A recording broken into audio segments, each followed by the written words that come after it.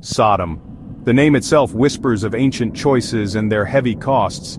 Imagine a city shimmering under the desert sun. From a distance it might have looked prosperous, full of life, but its outward beauty hid a dark, unsettling secret. Sin had put down deep roots within its walls like a stubborn weed choking out anything good. The people there lived mostly for themselves, their ears closed to God's quiet call. Their hearts had grown hard, calloused by constant wrongdoing. You could almost feel the weight of it in the air. Sodom was a place teetering on the very edge of a great precipice.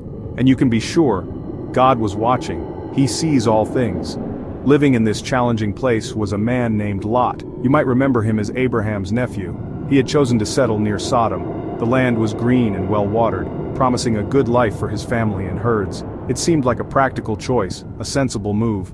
But the city's ways, its constant noise of sin, had begun to trouble Lot's righteous soul day after day. We find him sitting at the city gate, the usual place for business, for seeing and being seen. He was a man caught, wasn't he? Caught between the faith he knew and the temptations that surrounded him daily, stuck in a place that was slowly changing him. As evening began to paint the sky with soft colors, two strangers approached the city. These were no ordinary travelers. They were angels, messengers sent directly from the throne room of God. They walked with a quiet purpose towards Sodom's entrance. Their faces were calm, yet their mission was profoundly serious, heavy with divine importance. Lot, sitting at the gate, saw them. Perhaps it was their peaceful demeanor, or an inner sense from God, but he recognized something different about these men. He rose immediately to meet them, bowing low to the ground in respect. Hospitality was a sacred duty, especially in a city as dangerous as Sodom had become. He felt a strong urge to offer them protection.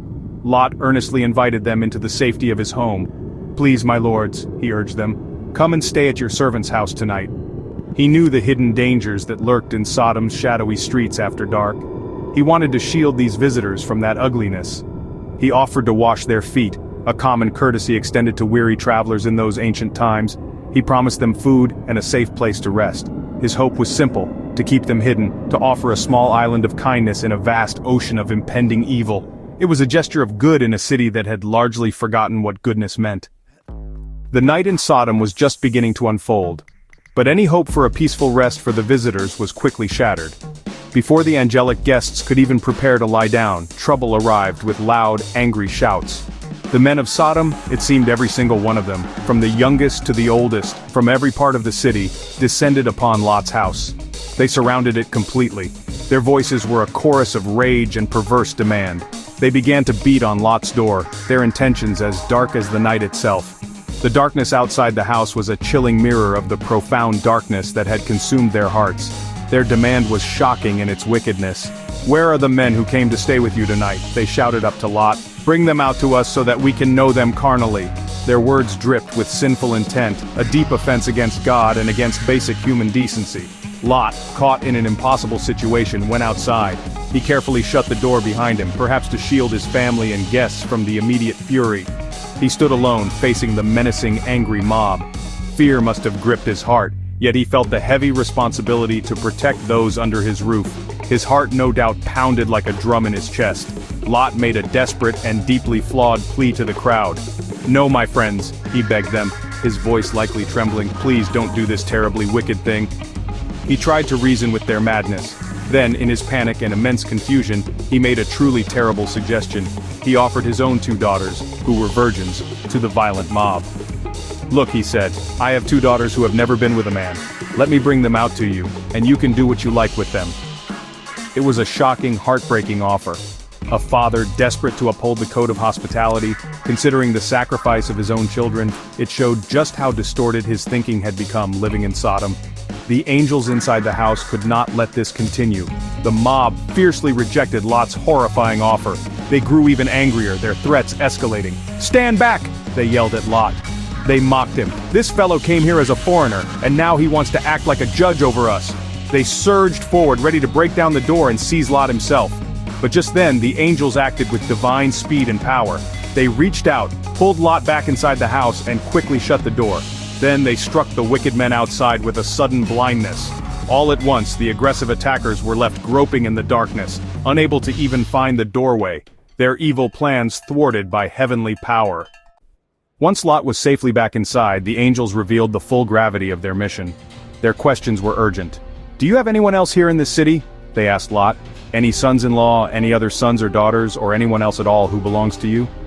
Their tone left no room for doubt. This was serious. "Get them out of this place immediately," they commanded. The time for Sodom, the time for its pervasive wickedness, was over. God's immense patience, stretched for so long, had finally run its course. The cries against the city's sin had reached heaven. Divine judgment was not just coming, it was at the very door. The reason for this imminent destruction was laid bare by the heavenly messengers. "We are going to destroy this place completely," the angels declared with solemn authority. "The outcry to the Lord against its people is so great, so overwhelming, that he has sent us to destroy it. God, in his perfect holiness, is always just. He cannot and will not allow such deep-seated, unrepentant sin to go unpunished indefinitely."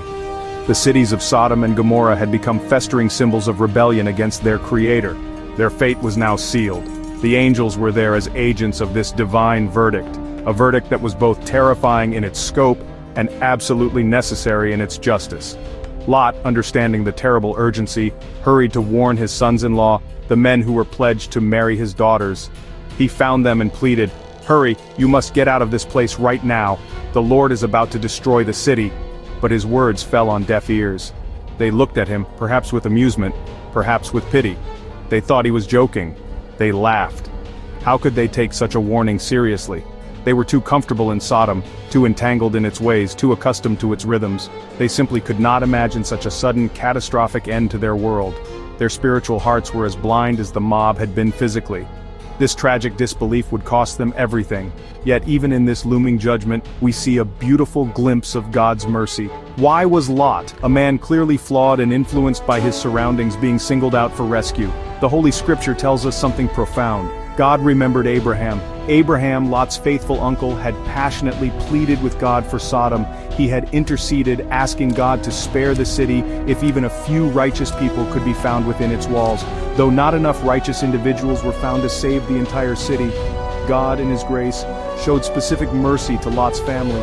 He remembered Abraham's compassionate heart and his bold prayers. God's mercy often flows through unexpected channels, a golden thread of grace woven into the harsh fabric of judgment. As the first light of dawn began to streak the eastern sky, the angels pressed Lot with even greater urgency. "Hurry," they commanded. "Take your wife and your 2 daughters who are here with you, or you will be swept away when the city faces its punishment." Their words were sharp, meant to spur action, but Lot hesitated. He lingered. Why this reluctance when facing certain doom? Perhaps the thought of his possessions, his home, the life he had built, however imperfect, held him back. Maybe Sodom, despite its sin, had woven its tendrils around his heart, making it painfully difficult to leave. Leaving felt like tearing away a part of himself, a part he was not ready to release. The angels demonstrated remarkable patience, yet their firmness did not waver. Seeing that Lot was still hesitating, that he was dangerously slow to obey, the heavenly men took direct action. They grasped Lot firmly by his hand. They also took the hands of his wife and his 2 daughters. They physically led them, almost dragged them, safely out of the doomed city. The Bible tells us this was because the Lord was merciful to him. Even when Lot faltered, when his feet were slow to move towards safety, God's active grace was undeniable. He was being pulled, quite literally, from the consuming fire. He certainly didn't earn this rescue, but God, in his compassion, provided the way out. This was mercy in its most tangible form. Once they were outside the city limits, the command was crystal clear and absolute. "Flee for your lives," one of the angels sternly instructed. "Don't look back, not even a glance, and don't stop anywhere on the plain. Flee quickly to the mountains or you too will be swept away in the destruction." The instruction was very specific and carried great weight. Do not look back. Do not allow your heart to long for what is being judged and destroyed. The past, with all its sin, its compromises, its familiar comforts, was to be decisively left behind. Their very future, their survival, depended on their complete obedience to this crucial command. Their focus had to be entirely forward, towards the safety God was providing. But Lot's wife, she disobeyed. As they were fleeing, as the sounds of destruction perhaps began behind them, she looked back, and in that instant she became a pillar of salt. A stark, silent and chilling monument to the sin of disobedience and divided loyalty. Why did she turn? Was it a longing for her home, the life she knew? Was it regret for friends or possessions left behind? We don't know her exact thoughts, but her heart, it seems, was still tragically tied to Sodom. She valued, or at least yearned for, what God himself was in the process of destroying. The consequence for her backward glance was immediate and devastating. It stands as a powerful, enduring warning for all time against turning back to a life that God calls us to leave behind. Lot and his 2 daughters managed to escape the fiery judgment. They reached the small town of Zoar, the place Lot had requested as a refuge. But even there, Lot was afraid to stay. Perhaps the trauma was too great, or the fear of further judgment too near. So, he took his daughters and went up into the mountains. There, they found shelter and lived in a desolate cave. What a change from his prosperous life in Sodom. He had lost his home, his wealth, his community, and most tragically, his wife. The comfortable life he had once sought in the plains of Sodom had vanished into smoke and ash. He was now an isolated man, a shadow of his former self. The consequences of choosing to live in a compromising environment were profoundly severe, even for the one who was saved from the physical destruction. In the isolation and despair of that lonely mountain cave, a new and disturbing kind of sin took root. Lot's daughters, perhaps believing they and their father were the only people left alive on earth, grew desperate. They were consumed with the idea of preserving their family line, so they devised a terrible, heartbreaking plan. On 2 successive nights they made their father drunk with wine, and while he was in that state, unaware of his actions, they lay with him. From these tragic, incestuous unions, 2 sons were born. These sons became the ancestors of the Moabites and the Ammonites. These 2 nations would, in later years, often become bitter enemies of God's chosen people, Israel. The insidious cycle of sin continued, its dark shadow stretching across generations.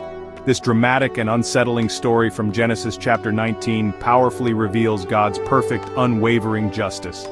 He saw the great wickedness of Sodom and Gomorrah, the depth of their depravity, and he judged it accordingly. He could not, in his holiness, allow such pervasive sin to continue unchecked and unchallenged. Yet the story also shines a bright light on his incredible, boundless mercy. He rescued Lot, not because Lot was a perfect man, far from it, but because God remembered Abraham's faithful intercession and because of his own deep, compassionate nature. He provided a clear warning. He offered a way of escape. God is always entirely just, but he truly delights in showing mercy whenever there is even a small opening for it. So, what can we, living thousands of years later, learn from Lot and his family today? Their story is a timeless and potent reminder for each of us. We must choose with great wisdom where we make our homes and with whom we closely associate. Compromising with sin, even what seems like a little bit, can have devastating and far-reaching effects, not just on us but also on our families for generations to come.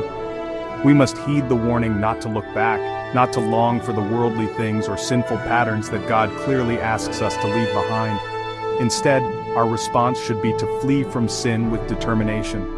We must learn to trust God's guidance completely, even when it's hard. And above all, we should always remember that his abundant grace and forgiveness are constantly available to all who turn to him with a sincere and whole heart.